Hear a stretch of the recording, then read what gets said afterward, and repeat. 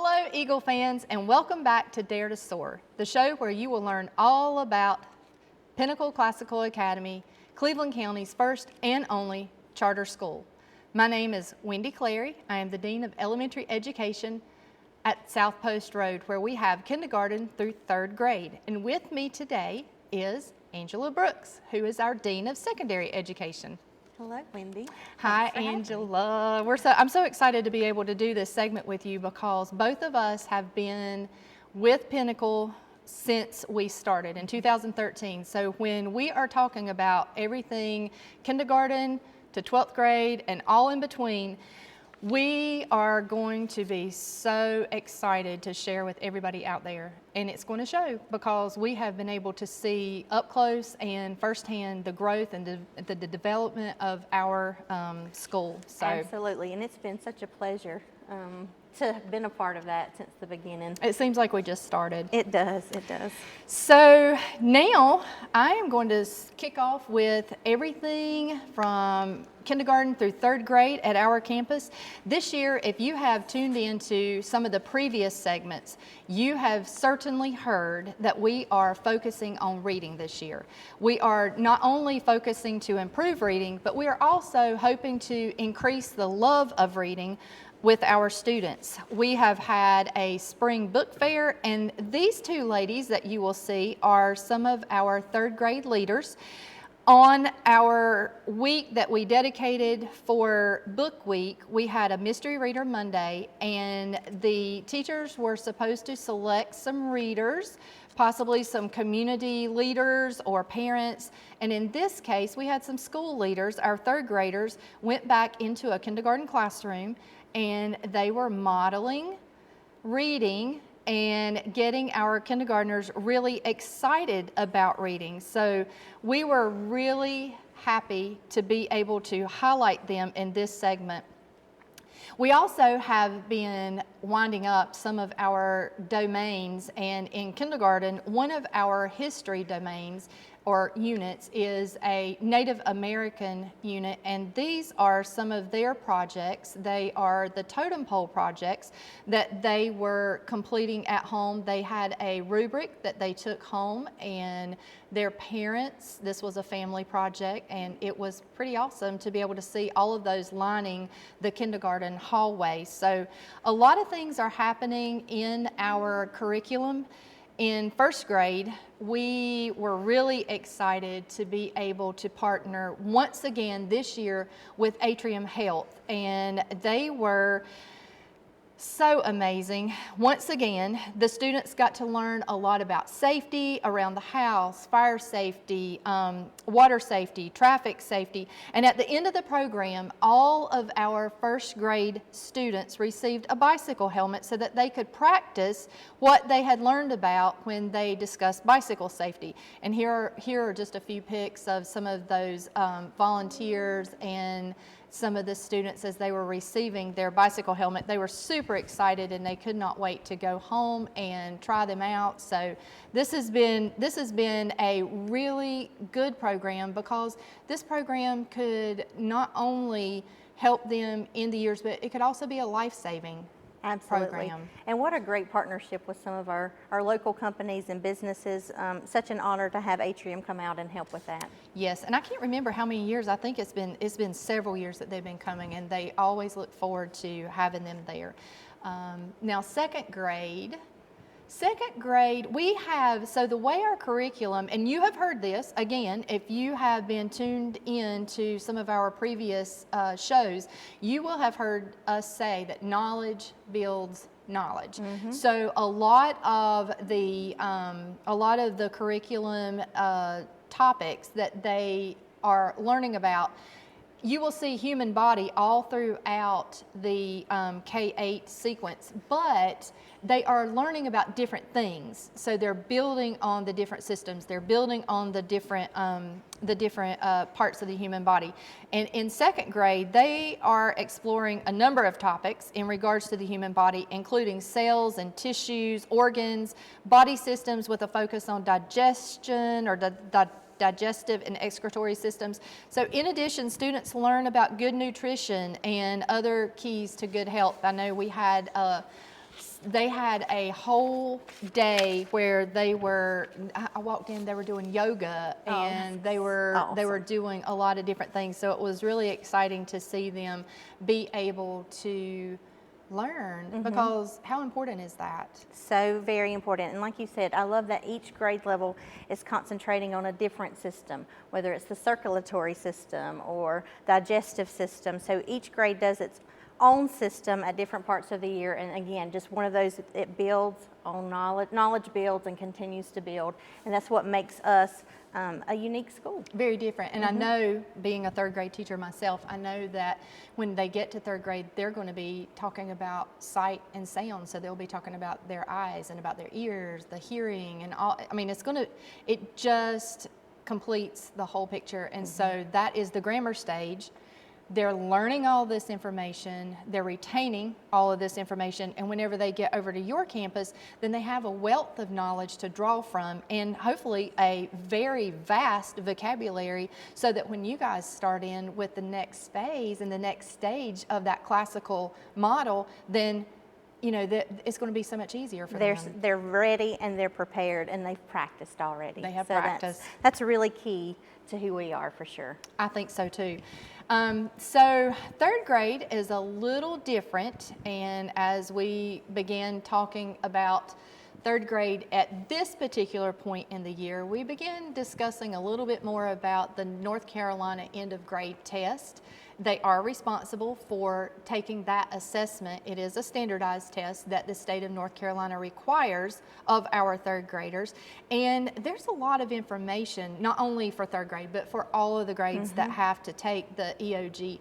And our parents really poured out on this night to receive some of that information. This was our third grade EOG parent night. This was super informative, got a lot of feedback, positive feedback from parents the next day in the drop-off line as they were bringing their children to school. So this was a lot of information from the state level, from our school level, things that help parents to develop a better understanding of what their child was going to be doing on the days of the testing, on the testing process itself, and how to make sense of some of the data that will be, garnered from those tests. So super important. And again, just the parent support and involvement, just a critical piece to any child's education. And we are so fortunate at Pinnacle to have parents pour into our students. So great job, parents, for coming out. We appreciate you and your support. Great job, teachers, for putting that together. And I'm excited to see the results of that in the child's education and on that state test. I am too. They were really thankful, really. And honestly, next year, some of the feedback that came through on that was, let's have it a little sooner. So we may take some of that feedback and do it a little sooner than we did this year, so that they are, one step ahead from where they need to be. Been super busy at the K3 campus, and we are continuing to end up the rest of the year with a lot of fun activities that we will bring to you at the next episode of Dare to Soar. But I'm going to let Angela tell you about some of the exciting things that are happening at the other campus.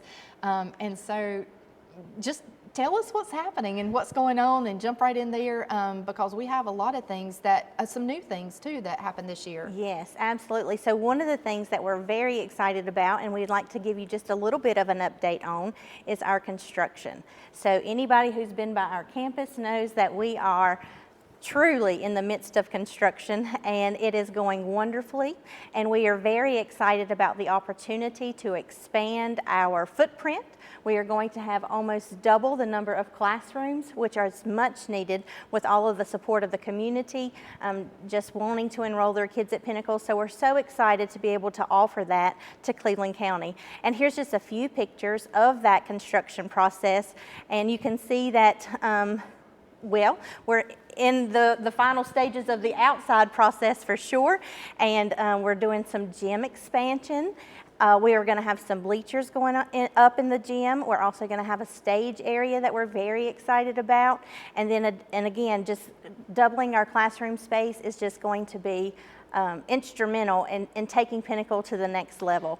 I don't know about you, But when we first started in 2013, I would never have dreamed that we would be at this stage. Now, I do know who thought about this, and that was our board. They had a vision all along to have this type of school and this architecture and everything. Like, this was their vision, and they have maintained that vision all the while, but I never dreamed that we would be at this point. This is amazing. It is really hard to fathom, but an exciting place to be, and to be part of that process is definitely unique and exciting as well. So construction is going on, and we hope to, well, we will be in that building next school year. So I had the opportunity to walk through the other day, and my mouth just dropped open. I could not believe how amazing it really is.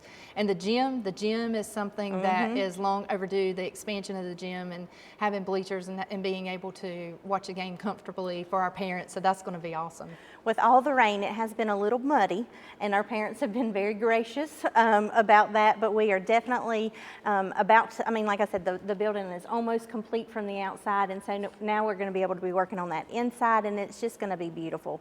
And the views from Pinnacle are just breathtaking. The sunsets, especially in the sunrises too. Absolutely. So we are very excited about construction, but we are also excited about our curriculum as well. And these next couple of pictures is going to show you our one class is a senior class of students, and then we also have a class of fourth grades. That's fourth grade students presenting. So on the left you see a picture of Mr. Ziegler in our rhetoric class, and that is going back to that curriculum. Our students are building their knowledge, and they were discussing an excerpt that Thomas Jefferson had written about the U.S. government, and they were talking about their views and their opinions based on that piece of, or that article.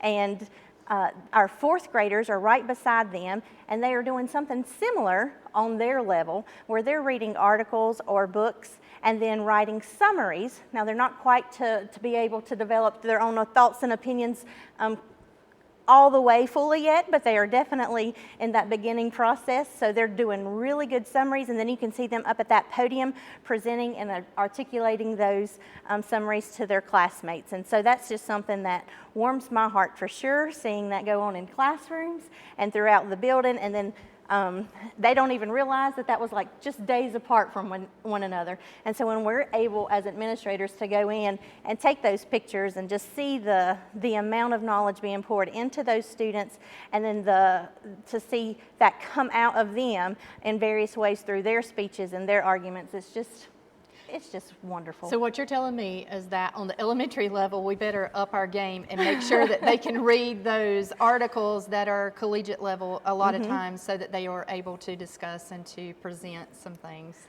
No pressure. No pressure. No pressure. They're doing great. They're doing great. You just teach them how to read, and then we'll get there, right? All those nonfiction passages that y'all have them working on, it leads to those things. So don't you worry. You're doing a great job.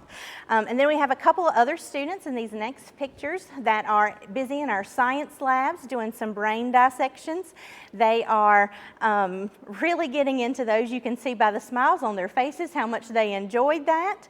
I always say that I'm hesitant to go into these labs. It's really not my thing, but it is awesome to see them so involved and engaged. And that's just another piece of Pinnacle that's amazing. The fact that our students have those hands-on activities and engagement time and time again. And you've just seen a sprinkling of that through this episode, but it is something that goes on continuously, and I love our staff and our faculty for prepping those things and making those experiences available to our students. And you've had a few experiences going on lately as well. I know that they just had Camp Flintlock in third grade. Tell us a little bit about that, Ms. Clary. Camp Flintlock was amazing. That was actually super recent, so we will have some of those pictures probably on the next episode. But that is where there is a colonial encampment, and they come out and they camp on the grounds the night before. They have the drum and fife welcoming whenever the students are dropped off, and then they're able to play some of the colonial games. They're able to make some of the colonial crafts. They're able to dress up in some of the colonial costumes and everything. And Jessica Kaler was very instrumental in coordinating that many years ago when we were teaching third grade, and that has been one of the main field trips that, even though they don't leave campus, that is probably their favorite field trip of all, because of the hands-on and the high engagement that they have for that field trip. So it was exciting. It's exciting to see those experiences brought to our students for sure. And we have a few pictures of our 4th and 5th grade students. They participated in a wax museum. And again, you're learning about these individuals throughout your time at Pinnacle. And here they were assigned, well, they drew out of a hat, a person to research, and then they had to do a written presentation. And this is a wax museum, so then we invited parents and the public, and other classrooms were able to visit some of our favorite scientists and writers. We had everybody from Sacagawea there, George Washington Carver. We had Jane Goodall. It was rooms filled with just amazing presentations, and our students did such a marvelous job. It is astonishing how much they can remember, and they get so involved in teaching this to the visitors. So it was a great day, a lot of excitement in the hallway, and the amount, again, of information that our students were able to articulate, and again, working on those communication skills is just awesome. And these are like Ms. Brooks said, these are names and personas that they have learned about from kindergarten all the way through. So they're really, there's not many new names that they were, unfamiliar with. So they were able to draw back on some of that previous knowledge that we had, foundationally put in place. And then they were able to bring some of these to life. And the very morning that all of this was happening, I heard so many positive things from parents. So that was excellent. And I think Ms. Barnes maybe was instrumental in coordinating this. Yes. So now I just want to talk a little bit about school safety. We're very excited to have been able to celebrate our school resource officers. We are very fortunate, again, with our partnership with Cleveland County Sheriff's Office, to have 2 resource officers. Mr. Montgomery is at your campus, right, Ms. Clary?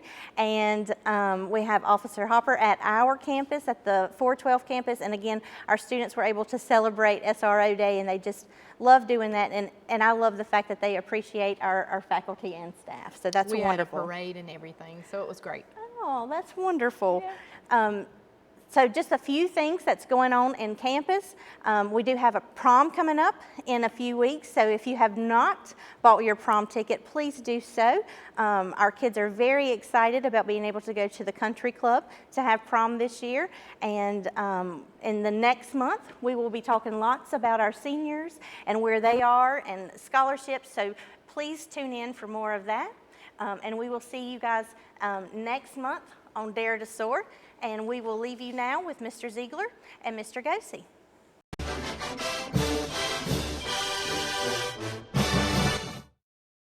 Between your job, your family, and other demands on your time, life can get pretty hectic.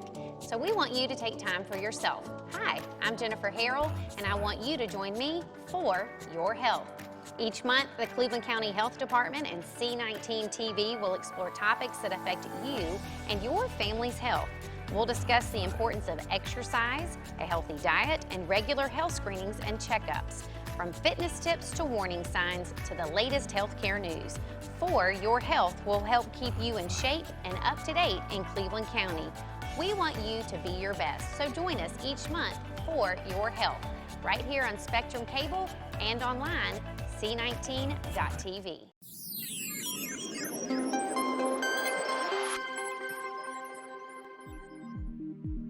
Cleveland Community College has identified strengthening online learning as the topic for its quality enhancement plan. We're calling it SOAR. SOAR's 5-year implementation plan is focused on continuous improvement of online courses and promoting student success. We're excited for you to take this journey with us.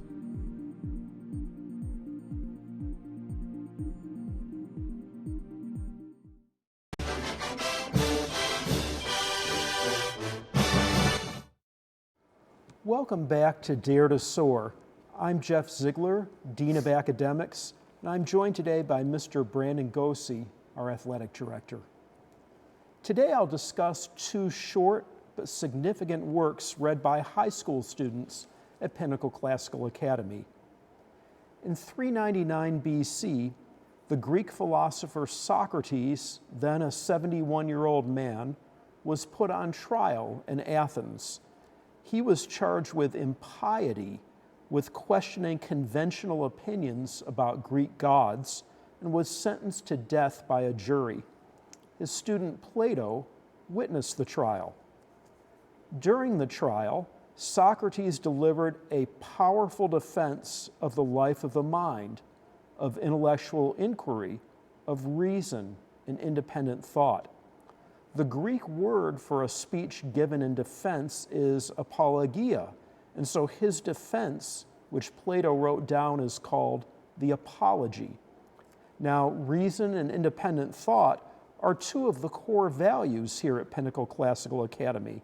So we think it's important for students to read this short but great defense of searching for the truth regardless of the cost.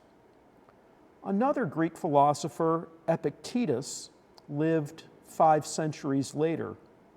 He was born in AD 55 and died around the year 135. Epictetus was born in Asia Minor, then a Greek-speaking area of Asia, and now part of the nation of Turkey. And he was sadly enslaved as a child and brought to Rome. The person who enslaved him was cruel to him, even breaking his leg. As a young adult, Epictetus heard lectures in philosophy. Later, he was freed and became a philosopher himself.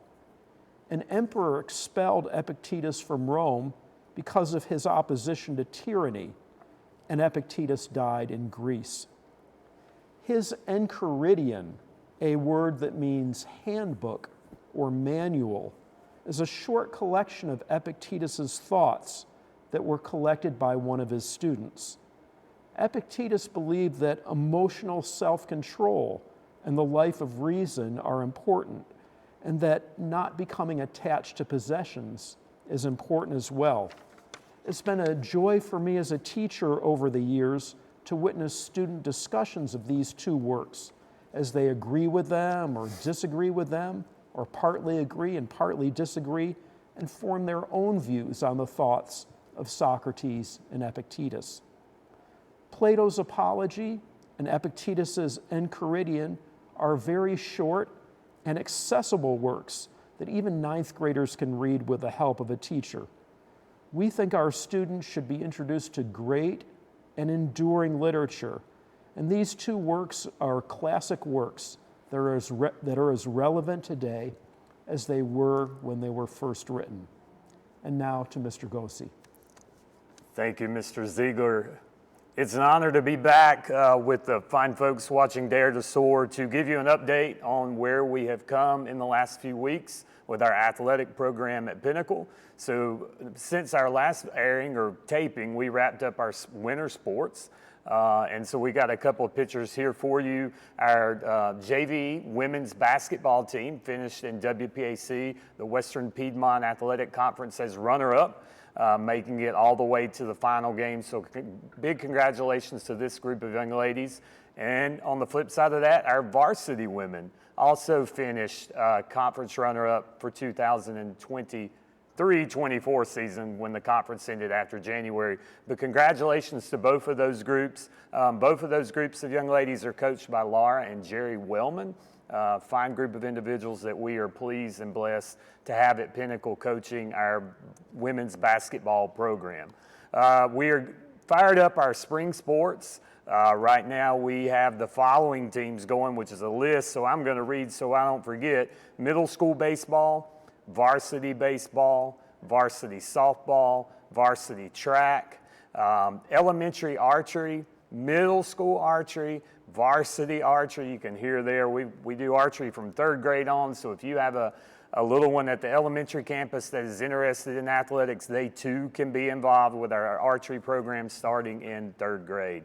And then last but not least, our varsity women's soccer program. So we're really excited. You can check out these photos here by Mr. David Gross, who captured them at our first ever home soccer game at PCA. While we've had soccer seasons before, we've played those at Hannah Park, and so we are tickled to be able to finally be playing soccer games on our own campus. In the background on some of our views right here, you can see the Lyceum, and that big green field back there is our home soccer field. And so we are pleased to be to welcome our Eagles at home for our soccer games. We'd like to go through our list of business sponsors if we can real quick, and I'll read those to you. Westmoreland Printers, Hoke Enterprises, Richie's Body Shop, Clary Construction Concepts, Shelby Dental Care, Sewell Contractors, Christy Ray Fitness, Stephen Ray from Farm Bureau Insurance, Champion Investments, Bandits Riverfront Retreat, and then last but not least, a new business sponsor we've taken on in the last few weeks, Arthur Services Incorporated. A special thanks to that long list and growing of fine folks, of community, Cleveland County partners and beyond who have supported with PCA as community partners to build and advance our athletic department. So without them, without all of you, we couldn't do what we do, and we encourage anybody out that's listening that has a business that would like to sponsor with the athletic department. We would be more than happy to connect with you and share with you some of our opportunities that we have available on now our gym wall, our baseball fence, and now our soccer field. So we're excited. And then last but not least, always a special thank you to the fine folks at Landmark Baptist Church who offer their facilities to us anytime we need them. And then also Jam and Jay's Pizza, who continually sponsors our Athlete of the Week program. Hundreds of pizzas they are giving out within a year, in recognition of our athletes who are nominated by our coaches weekly for their dedication, their commitment, their respect, and just the joy of the game. And so without all those folks, we couldn't do what we do, and we're beyond appreciative for all the support, and we look forward to bringing you back, Mr. Ziegler, some more information next time when we are more involved into our spring sports. Well, thank you, Mr. Gosey. And that's all for today's edition of Dare to Soar. For more information about Pinnacle Classical Academy, recognized as one of the best elementary schools, best middle schools, and best high schools in the nation by U.S. News and World Report, please visit www.pinnacleclassicalacademy.com and follow us on Facebook, Instagram, or LinkedIn. Thank you.